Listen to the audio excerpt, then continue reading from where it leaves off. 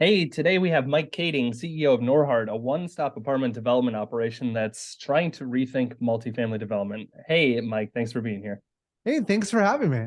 Yeah, of course, happy to have you on. So first, tell me a bit about Norhart and how you got into this, rolling into this industry. Yeah, at a high level, we design, build, and rent apartments, but we're really focused on driving down the cost of housing to someday hopefully solve America's housing affordability crisis. I got into the business. It was originally a family business. My parents started it. I can remember taking trips out to the local hardware store. We'd fill up our car and our carts full of materials, head on back, and build these small apartment buildings throughout the summer. I grew up with it and then went off to college and wanted nothing to do with the family business because, deep down, I didn't want people to think it was given to me. So I wrestled with my own ego through that, and eventually realized what I really wanted was to make some kind of meaningful, positive impact on the world. And I saw that I could take this small business and make it into something larger where we could actually have that impact by solving housing affordability. Awesome. Yeah, I like that. So tell me about that. How are you guys doing things differently?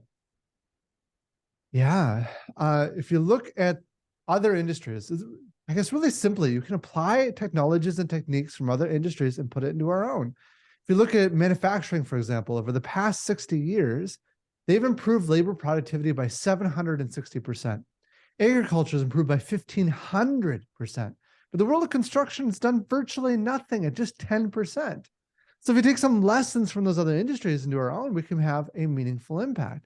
To give you some sense of that, the world of construction is typically fairly segmented. Not every company does it this way, but you typically have a different subcontractors, different job contractors, different owners for the building. And if a construction company were to produce cars, you'd have a different company installing the windshield, a different company installing the door, and a different company installing the wheel.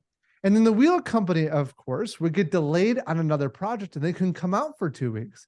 And when they did come out, they'd be irate because they could only work on one car at a time. See, the world of manufacturing looks at construction and laughs because they're shocked at how inefficient the system really is. And so once we bring all that work under one roof, we can do some really simple things. For example, the assembly line. See, that transformed manufacturing. But how in the heck can you do that to construction? You can't take a building and drive it down the line. But what you can do is you can take the person and move it through the building. And so right now, all of our teams actually shift through the building every 5 hours to a new apartment unit. And just that one technique can take a project that might take 15 months and drive it down to 9. But there are 10,000 little things like that we work to solve to drive down construction costs. Yeah. So is this, I mean, are you doing modular housing or how does it differ from that? Yeah, so there are full volumetric modular facilities. We don't do full volumetric. What we've learned in talking to those facilities is they actually don't have a lower cost point. Their selling point is just speed to market, right? They've got all the units done, you can build the building faster, which does lower interest costs a little bit. Really, we're trying to optimize for overall cost. And so right now, we're more like a kit of parts. And so we actually produce wall panels, for example, in our factories. We produce precast concrete in facilities. We're looking at expanding that and producing cabinets and other components in factory settings and then delivering them on site as a kit of parts. We also have engineering and architecture all under one roof. And so they design the buildings, not just to high quality, but also for constructability, which is something you don't often see in the industry. Yeah. So what all have you moved in-house? What are all of the kind of various operations that Norhart does? Virtually everything. So we do the property management with owners. We also do the general contracting and the development work. So the finding sites and that sort of thing, and coordinating construction. We have all the trades. So plumbing, electrical, HVAC, drywall, excavation, all of that. And then we've also moved a little bit into manufacturing. And so the wall panels, for example, the concrete, we're looking at also doing cabinets and a variety of other things. And we also have supply chain and sourcing in-house too. So delivery of some of those components we handle. We have people in China and in Mexico that actually source materials directly, and we're actually looking at building a plant in Mexico to construct some of those components. Really cool. It seems like maybe I don't know, but bringing everything in-house like this sounds like it was a big gamble when that decision was made. Why were you so confident in this process? Was it a big gamble? How is that paying off? Yeah, it was a gamble. I remember some of the first things we started to bring in house. It partly came out, frankly, out of necessity. We were working on a project, and the plumbers came to us and said, "Yeah, we've been working with you for a number of years. The same sort of building. Unfortunately, we're gonna have to triple our bid this year." Like, what? How do we handle this? And we went around and asked others, and it was true. That's where the market had, but I just couldn't afford to pay it. And so what we did instead then is I bought a bunch of plumbing books, and we ended up hiring a master plumber and a lot of people that didn't know what they were doing. We were new at it, and we just tried. And frankly, it was a struggle, right? We failed in many ways in that first year. We weren't any less expensive. But after getting through that, after getting past that hump, getting the right team in place, getting all the infrastructure done, then it did start driving down costs. And not only did it start driving down costs, but there are other hidden things that you add value to. For example, I've seen it on construction sites where one trade will rip out the work of another trade, right? Because they're just upset that it's in their way, right? Or drywallers, a good example, where they want an entire floor cleared out and just empty so they can get in there and do all their work. They're optimizing for themselves rather than the whole system. So yeah, we save money on the trade itself because we don't have to pay that profit margin, but we also start improving the efficiency of the whole system. Yeah. So how big is your operation at this point? Yeah, we're about a $200 million company with about 250 employees, constructing about 500 units per year. Gotcha. So why do you have any thoughts on why other construction or development companies haven't taken this approach? Yeah, a couple. I think there are some really great construction companies out there that are pushing and paving the way in many areas. But I also think there's a variety of companies that the industry is a little bit like, this is how I've always done it. Like my dad did it this way, my granddad did it this way, and by golly, I'm doing it this way, and just get out of my way, right? There's almost sort of a, I don't know, rough and tumble, or kind of almost a negative kind of culture to a lot of construction groups that we just don't want. So I think that sparks a little bit of being stuck in a certain way. I think the other part of it is it's just really hard. Elon Musk talks about how it's hard to produce a car, but it is 10 to 100 to 1,000 times harder to produce a system that builds cars. In many ways, the construction industry is producing individual cars over and over again. But to build an infrastructure, a whole system that can produce buildings at a low cost point, because you've designed it all out, really freaking hard. Yeah. Do you have any idea of what the impact has been, what savings you're making, how successful it's been to bring it all in-house? Yeah, so right now we're about 20 to 30% less in construction costs compared to other developers doing very similar projects. And we cross-reference that against actual contractor costs and also just through appraisals and things of that nature. And I think, just given where I'm seeing things head, I think we can get it down over time to 50% reduction.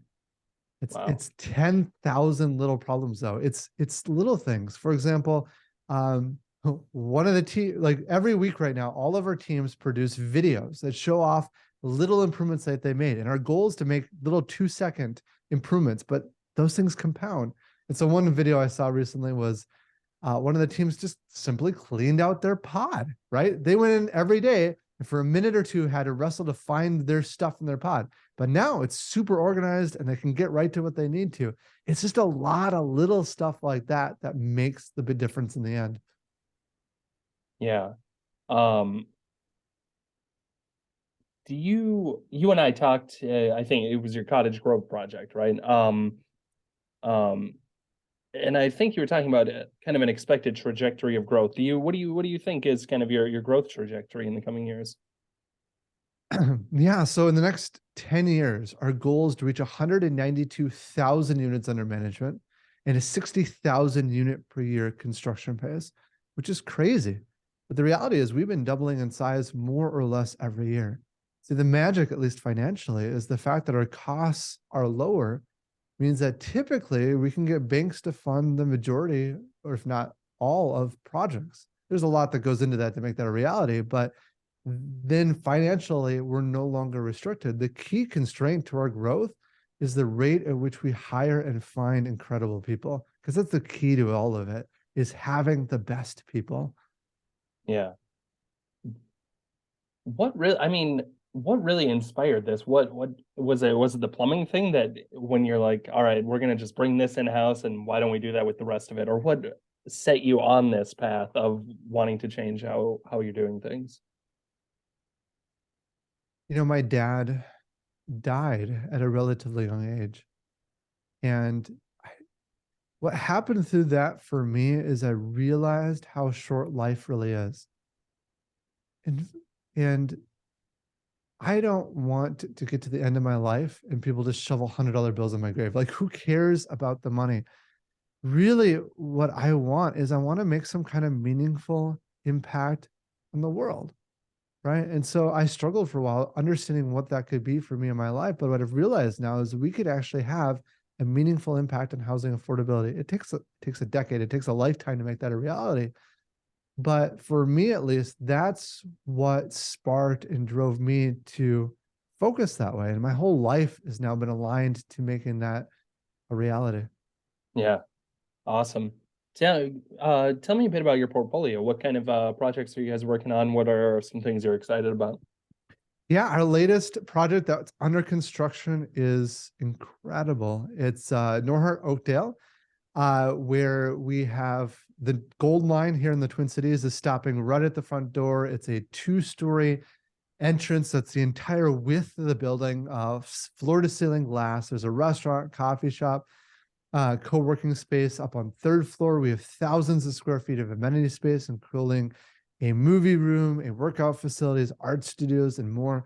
Up on 4th floor, we have a spa, a sauna, exercise facility, a pool. And then up on the roof, we have rooftop patio and grill. We have views of Minneapolis and St. Paul.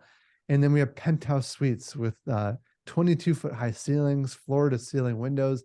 It's incredible. It pushes the envelope. And what's really neat is we're starting now to hire on, we have a whole architect and engineering team, but we have a whole designing team now too.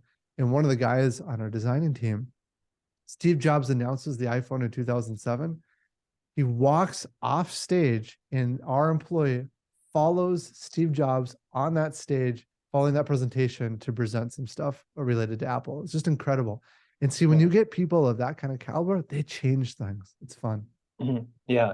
Do you think do you see others around the metro pushing the envelope in any way?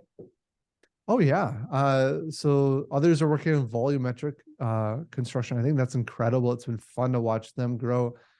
I think there's certain groups that are doing just incredible work when it comes to like the design, feel, experience for the resident. I think there's other groups that are like just focused on growth and they're seeing some great growth and success.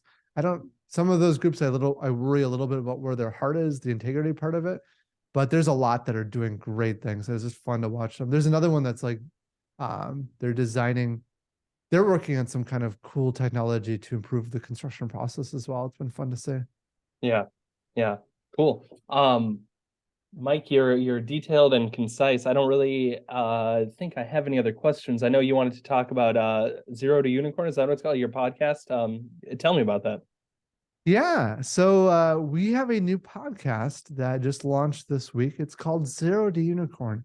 It's about the journey of small business growing to a billion-dollar enterprise and really exploring what that's really like, the good, the bad, and the ugly. And in episode 1, we share about how we lost literally everything. And we got to the point where my dad was kidnapped in Peru.